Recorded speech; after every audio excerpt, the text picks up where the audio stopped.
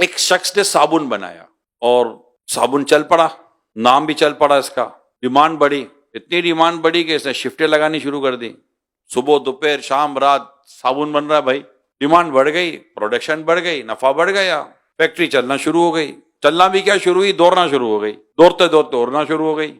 اس کو کسی نے مشورہ دیا کہ بھائی تیرا اتنا برانڈ چل گیا ہے تو اس کو رجسٹرڈ کروا لے۔ کہا یار بات تو تمہاری صحیح ہے، کروا لیتا ہوں بس۔ ایک ہفتہ گزر گیا، اس نے کوئی رجسٹریشن کروائی نہیں، تو اس نے پھر کہا کیا ہوا بھائی رجسٹریشن کروائی؟ نہیں یار رجسٹریشن ہوئی نہیں، یہ بھی نہیں، ابے یار کیا ضرورت ہے، یہ نہیں کہہ رہا تھا، ہاں یار کروا لیتا ہوں، بس کروا لیتا ہوں، بس اب کروا لوں گا میں۔ یہ کرتے کرتے کرتے جیسے مہینے 2 مہینے نکال دیے۔ اچھا جب مارکیٹ میں مال بک رہا تھا، نام بک رہا تھا، کسی اور آدمی نے اسی نام سے ایک صابن لانچ کر دیا، اور لانچ کرنے کے بعد صابن مارکیٹ میں لانے کے بعد اس نے اس نام کو رجسٹر کروا لیا۔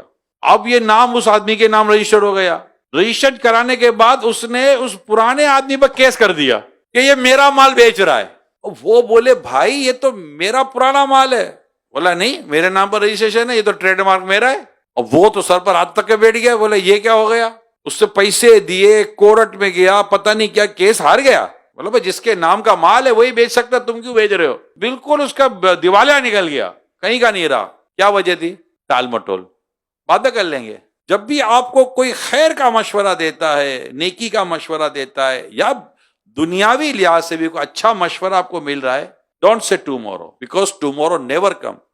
ڈو یو ورک ٹوڈے، آج کا کام کل پہ مت چھوڑو، کل دوسرا کام ہوگا، کل کر لوں گا، بعد میں کر لیں گے یار، ارے کر لیں گے نا بھائی۔ یہ سست لوگوں کے جملے ہیں، اس سے آپ کی زندگی کے کئی معاملات ڈسٹرب ہو جائیں گے۔